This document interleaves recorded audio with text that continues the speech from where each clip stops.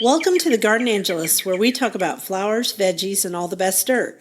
I'm Dee Nash from Guthrie, Oklahoma, where I garden on 7.5 acres out in the country.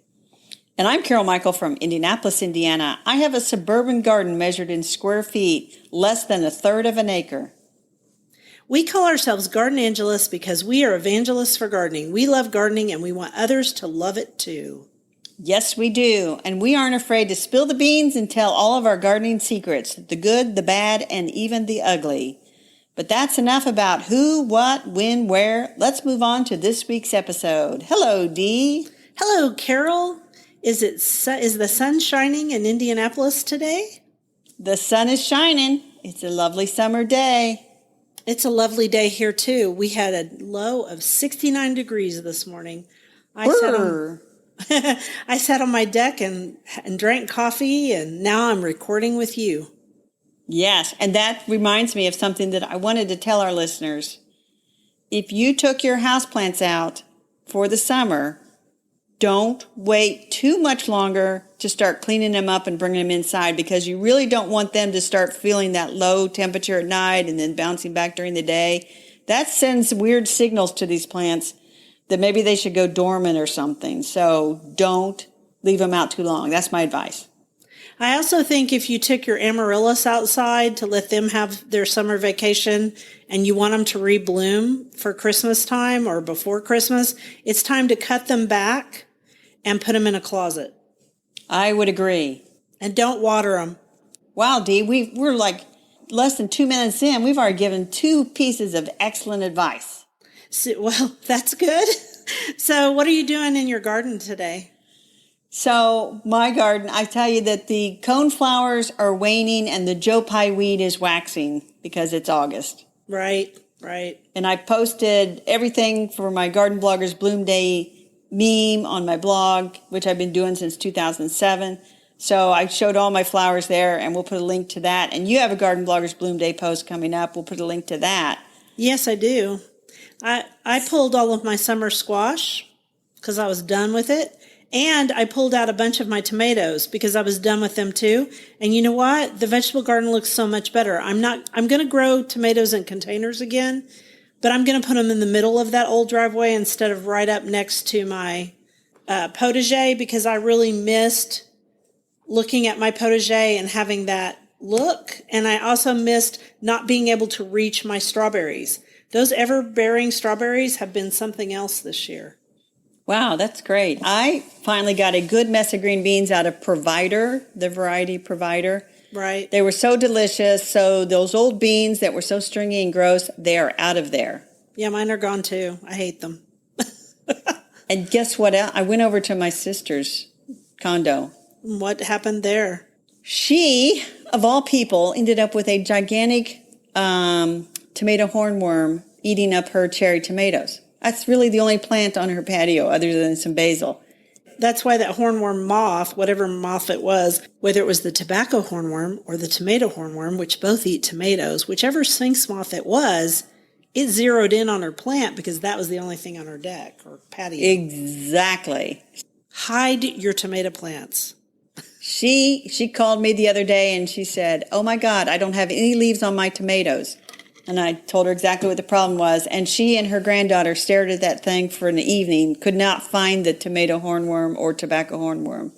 I went over there yesterday and confirmed it's probably gone by now, but It looks pretty sad. It looks pretty sad, but you know what? That hornworm probably fed a wasp. Probably. Somebody ate it. Somebody ate it. Somebody ate it up. That's life. Or it pupated and it's going to become a sphinx moth of some, who knows? So are you ready for our first quote? I almost am. I do want to say one thing. I ordered bulbs and I ordered my fall vegetable seeds, and I also ordered some seeds to plant in October for the meadow. And I'm only bringing that up because people should buy their bulbs. We've talked about that a few times, and they should buy their fall seeds. Now I'm ready for the quote. Right. Because we don't know if there's going to be a repeat of spring when everything's sold out early, but I've seen a few no longer available signs. Oh, the bulbs already. Yeah, definitely. Nobody panic, but go order your bulbs. All right, now we're ready for a quote. Here's flowers for you. Hot lavender, mints, savory, marjoram. That's from Shakespeare's A Winter's Tale, Act 4, Scene 4. I think all our quotes are from Shakespeare this week. They are. That's why we're going to call this podcast. This podcast episode is going to be called Shakespeare in Your Garden or something crazy like that. Something crazy. So our flower for today, I know nothing about, but you do. Well, it's calamint. And the genus is calamintha. It is in the mint family Lamiaceae, a native herb to the UK. The actual full name is Calamintha nepeta, subspecies nepeta. And so the name comes from the Greek kala, which means beautiful, and mintha, which is mint. I like names that make sense. That's nice. Beautiful mint. It is probably a good pollinator plant. It is an excellent pollinator plant. Thanks for bringing that up, Dee, because I did a YouTube video of pollinators on this plant and the allium variety Millennium, because they are just covered. So here's the thing. I saw this mint at the Lurie Garden in downtown Chicago in the spring, and I was with you on a Garden Bloggers Fling. We were. We've been to the Lurie Garden twice together, actually, because we went there for Garden Com also. So it wasn't blooming. It was just a really nice mound of foliage, and it has a real minty scent if you rub your hands over it. Right. And I thought, I want to grow that in my garden. And I hadn't even seen it flower. And now that it flowers, it's just like spikes of little white flowers. The pollinators go crazy over it. But it never kind of gets, I'll say, floppy. It's sort of a 2x2 mound of plant. And it's beautiful, I think. I like it. That sounds great. So it's not going to be the showiest plant in your perennial bed, but I'm telling you that the pollinators think it's the best thing since calamint. It is calamint. So we should also talk about how a lot of times pollinator plants that have really good nectar or pollen sources are not the flashiest plant in the garden. No, this isn't. And here's the thing. When I was at my sister's inspecting her tomato, I had planted calamint at her condo, like on this one corner, because I knew it would be this nice mound, and she would like that. And it would be tolerate a little bit of drought, which she would like that because she wouldn't have to water. And without my prompting, she said, "What is that?" And she points at the calamint. She says, "I want some more of that. I really like that." She says, "The bees love it, and it smells good, and I want that." I'm like, good thing, because I'm talking about it on the podcast episode next. That's really cool. And I think we should talk about Allium Millennium maybe on the next podcast. Yes. Because that would be planted, it would be very pretty planted with calamint like you have.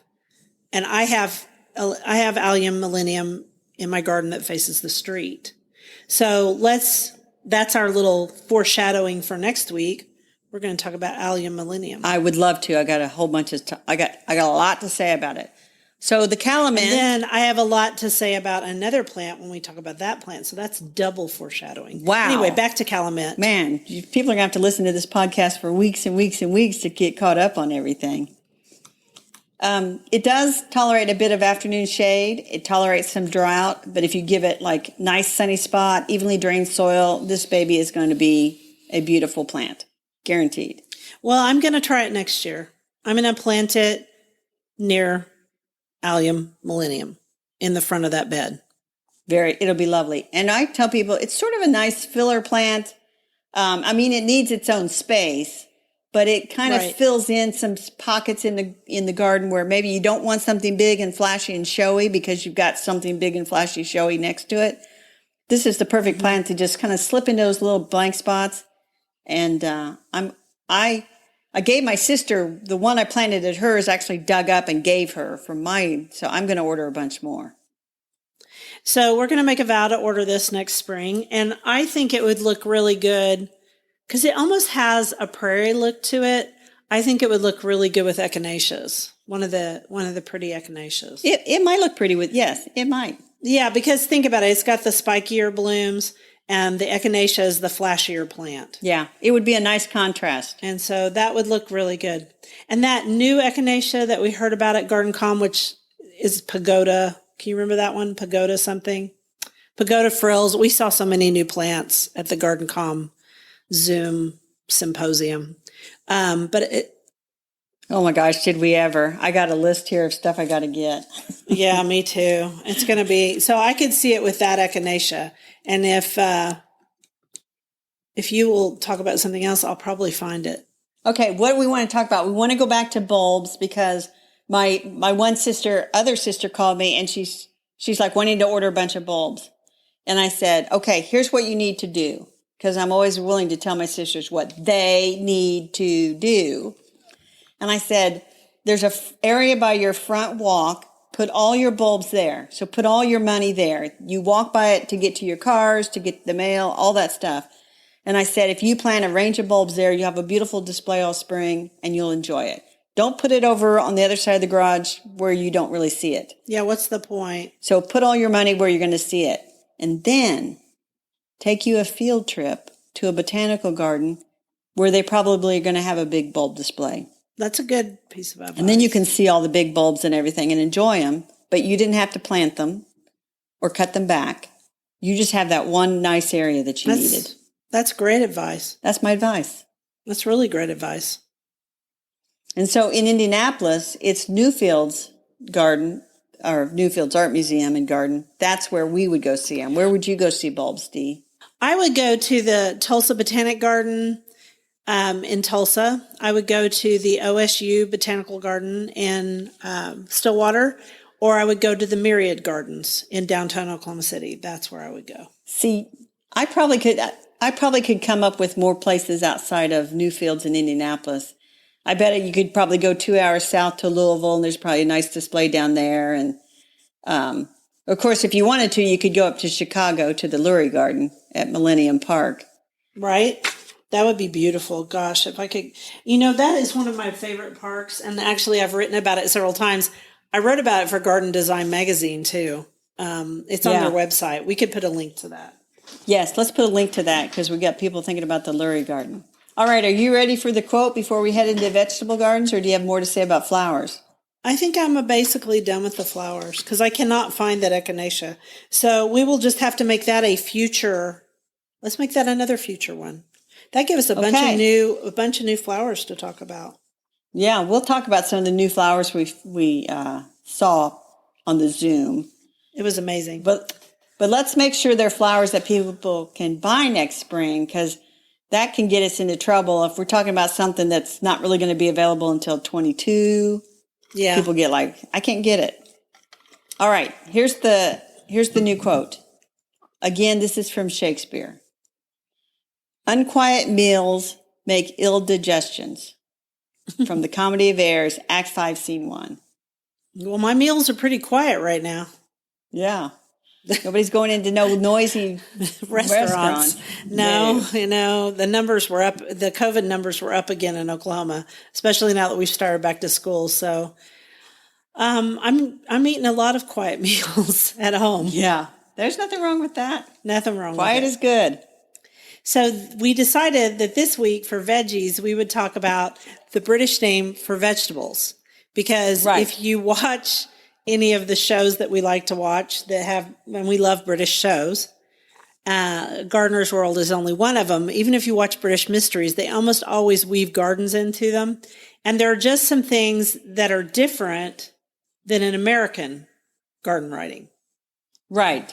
The biggest one is what we call zucchini summer squash, they call courgette. And I saw this reference, actually, I watched the Hercule Poirot series. Right. When I first retired. And towards the very end, he tried to retire and was trying to grow courgettes. And they were getting very big on it. Courgette, yeah.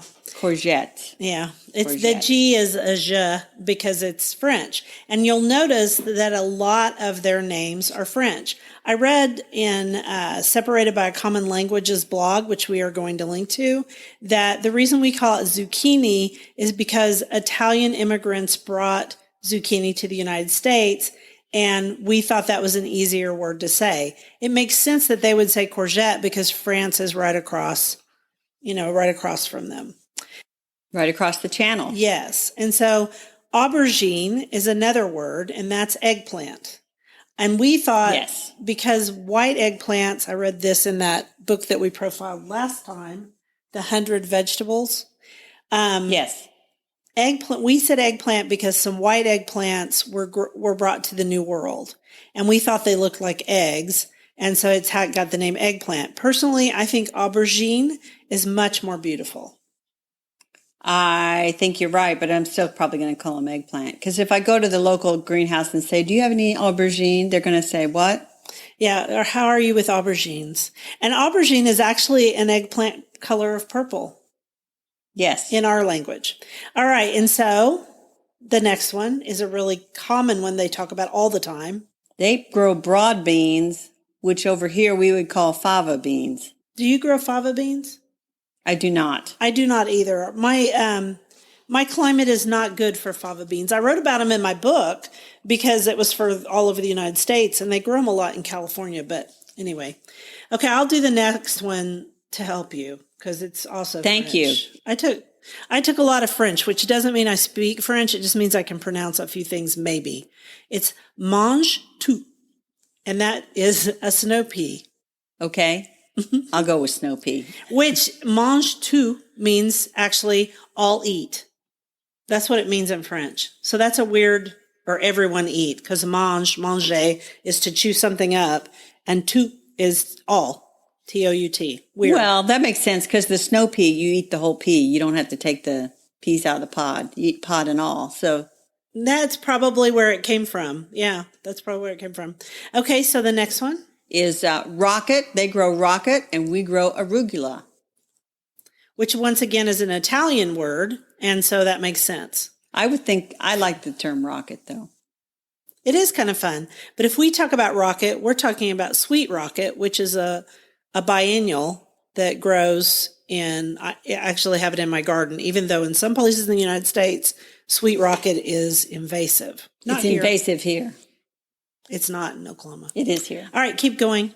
So spring or green onions, we plant those, but in England, they plant scallions.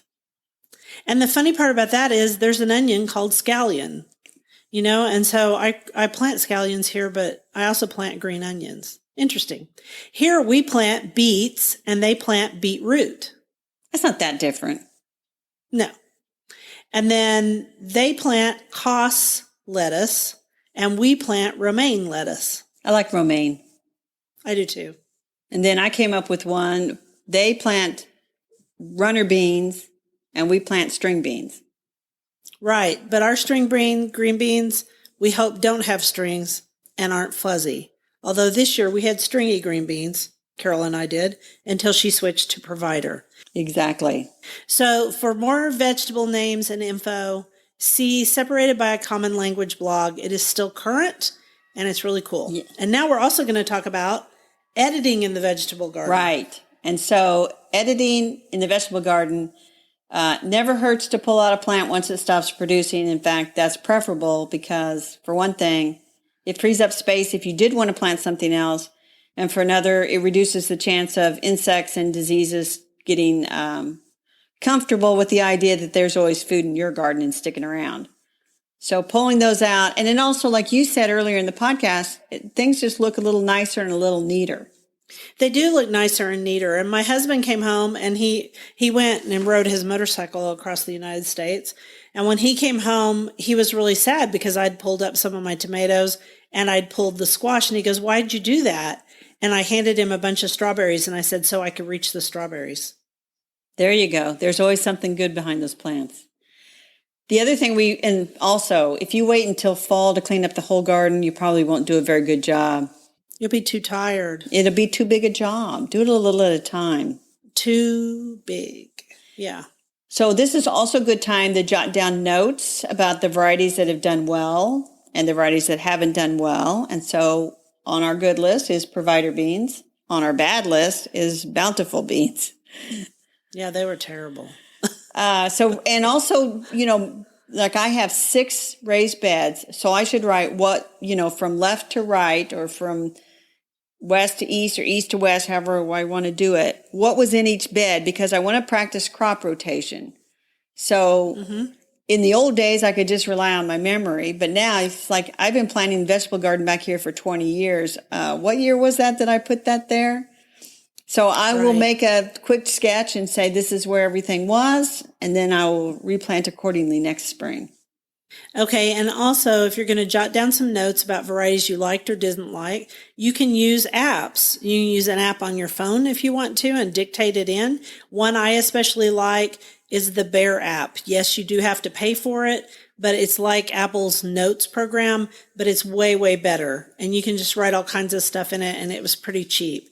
Carol is going to go low tech with paper and pen. Right. And then, but the risk there's always a risk. You could not look at your phone and remember that you had the notes there. You got to put these notes where you're going to see them. So if you have seeds that you're keeping for next year, put the notes right there with the seeds. So when you open the drawer to get out your seeds, there it is.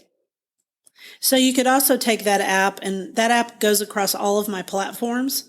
And so I just take it and I can print it out and put it with the seeds. And I bet that app has a reminder function that says on this date, I want to be reminded. I bet it does too. I haven't thought about it, but I'm sure it does. So right now, we're going to encourage you to write things down, draw a small picture of what you planted where for next spring. You can put something in your calendar to remind you to look at this next spring. I would say if you live in Oklahoma, do it mid-February. Yes. Maybe January, because you usually order some seeds in January. I'd say everybody's ordering seeds early next year so they don't end up with the problem that we had this past spring. Okay, so let's say order in January.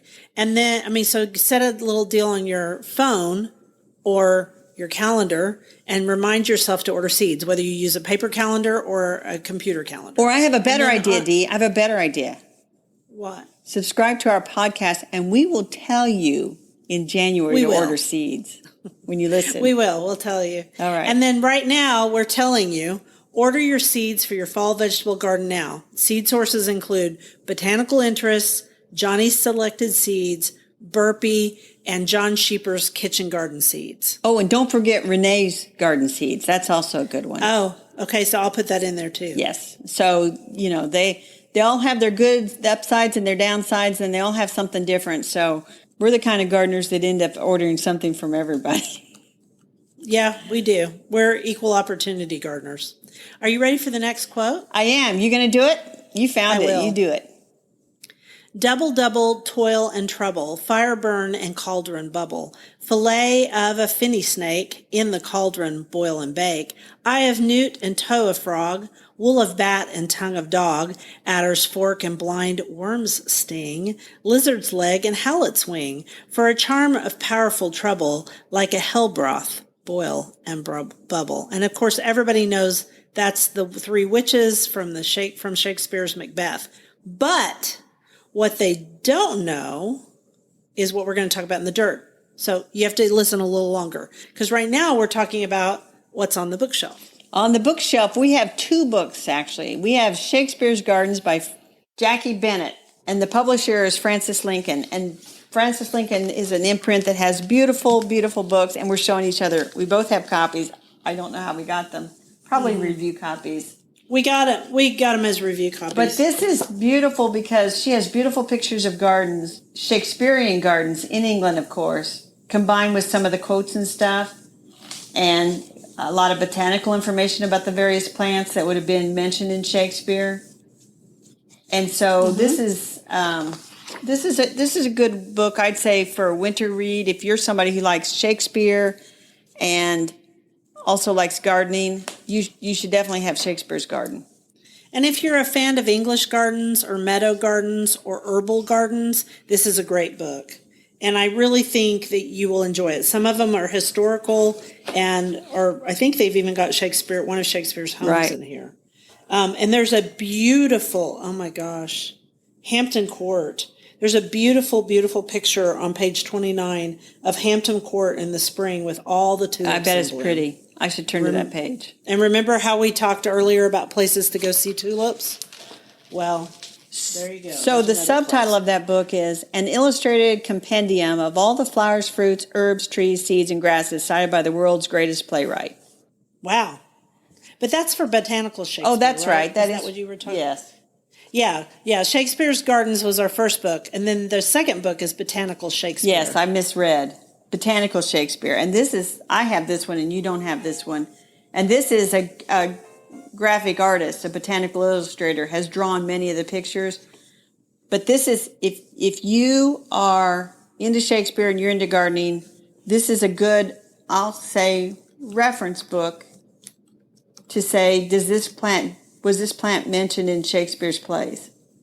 Or if you're planting a garden and you want to make sure it's a Shakespearean garden, this is your book. And we'll put a link to it. And Helen Mirren wrote the foreword, which is cool, yes, too. She wrote the foreword to it. So. Okay, so to finish up with our dirt now. What was with that quote? Yeah, why was I doing a Halloween spooky quote? Well, here's why. So I found out in the September issue of Victoria magazine in a section called Victoria Vignettes, an herb by any other name, by Sabrina Jeffries, that many of the items in the famous Macbeth quote are actually medicinal plants from that time period. So when you're being totally creeped out about toe of frog, it's actually buttercup. Eye of newt is mustard. Tongue of dog is hound's tongue, which is wild comfrey. Wool of bat is holly leaves, and so on. It gave me a whole new view of the Shakespearean play.